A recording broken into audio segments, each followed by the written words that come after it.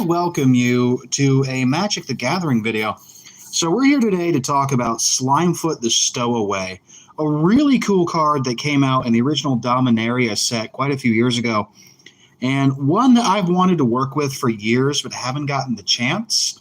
But I'm really excited that I have my hands on a copy now, and there's a lot of things you can do with it. So I wanted to talk about some strategy with this card today. But first, let's actually look at what this card is.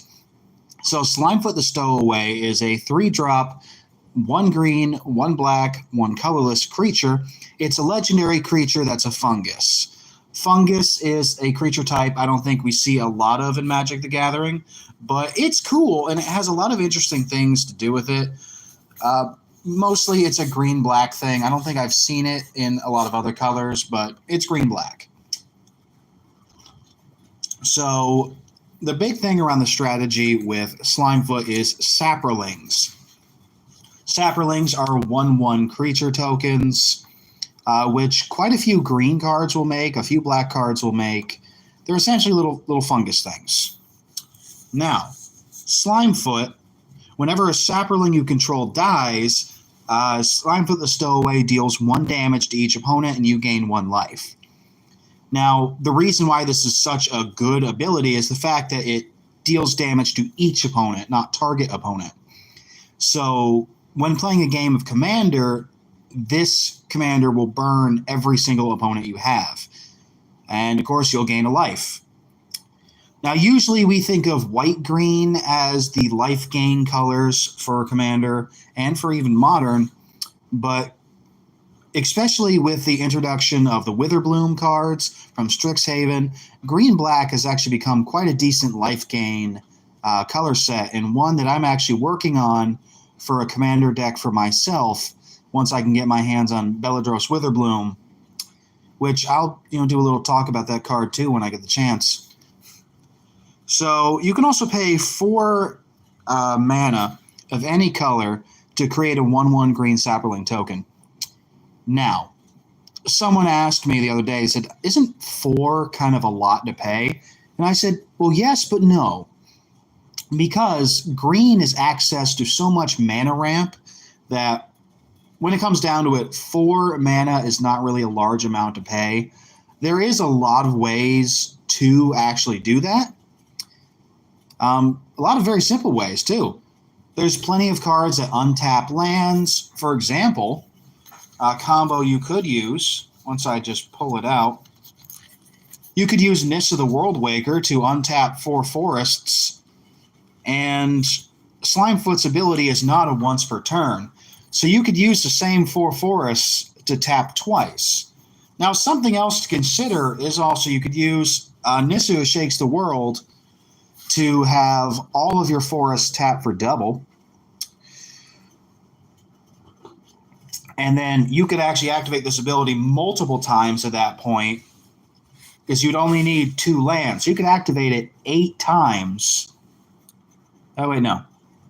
Yes, 8 times, using a combo of Nissa Worldwaker, Nissa Who Shakes the World, and Slimefoot. Or perhaps you could use Liliana of the Dark Realms, use her, I believe it's a -8 ability. You get an emblem where all your swamps tap for 3. So there's honestly a lot of mana combos you could do, and the fact that just the mana ramp is there, that you could just do a lot.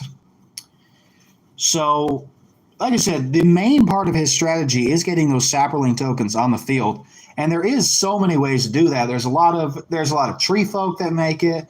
There's spells that make it. So there are a lot of ways to get your Saprolings. So really the strategy is fill the field with these little guys. You can use them as meat shields. So you'll start to do the drain that way, and then you can use them to build up to your bigger creatures. Like I said, tree folk work fantastic. They're one of my favorite creature archetypes in Magic. They're big boys that can guard for a lot, hit for a lot, and who have gotten some fantastic support in the Lord of the Rings sets, which actually I'd like to get a few for my Witherbloom deck, because Tree Folk is a possibility for me there. You could also use them as part of a sacrifice strategy. Black has access to a lot of cards that can do sacrificing. Let's see, I think I have an example. Like maybe using a card like Lamphead of Death's Vigil. Sacrifice a creature, each opponent loses 1 life, gains 1 life. Use cards like Bantu the Glorified, which forces a sack. Village Rites can be used to force a sack. Or you even have plenty of creatures that can do it. Like I said, Black has access to a lot of sacrifice cards. I'm trying to find the one specific one I was looking at. There was a noble I had. Blast. It's all in a big stack. Oh well. There was a noble I had that taps and you sacrifice too. So using a sacrifice combo, you can really do a lot with it. And you'll have ways to get your own tokens off the field. And while it seems like it might be a slow strategy, when done correctly, it can actually be very quick and really shave down your opponents. Honestly, when Slimefoot came out in Dominaria, there was quite a few people I saw playing it, and they were doing incredibly well. It's a card I feel like a lot of people don't think about, but when used correctly, it's an incredibly powerful commander, or even good in the main deck itself. Like I said, I'm planning to use this in a Witherbloom deck. And I'm just very excited to see how it works. So at the end of the day, Slimefoot the Stowaway is a very good card.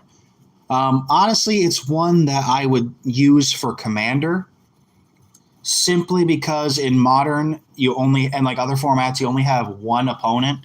And this thing really shows its true power in Commander formats. It's good for Commander. It's good for main deck. Honestly, it's even good to have in the sideboard if you're just thinking about it. End of the day, it's a fantastic card, and it's one that I recommend for, honestly, a lot of green-black decks. If you're not really sure what you want to put in, you have an extra slot, and you're thinking, you know what, I want something that just gives me a little bit more of a push. And Slimefoot the Stowaway is a good push card. It drains the opponent of life. It gives you life. It can generate tokens. And again, that 4-drop cost for a Saproling token really isn't that bad when you're putting it in the right deck. Like I said, with the deck I'm building, it's got a bunch of mana ramp. It's got ways to untap lands. So honestly, that 4 cost really becomes just non-existent. And since it's colorless mana, you can even use plenty of your mana rocks to make it happen. You can use Soul Ring. That's half of it right there. So honestly, Slimefoot the Stowaway, it's a card I suggest you consider. It's a fantastic card for Commander, and I'd be excited to see a lot more of the builds people are able to pull off with it. All right, until next time, this has been your Wintry Neighborhood Winter Spell, reminding you all to stay frosty, and I will see you in the next video.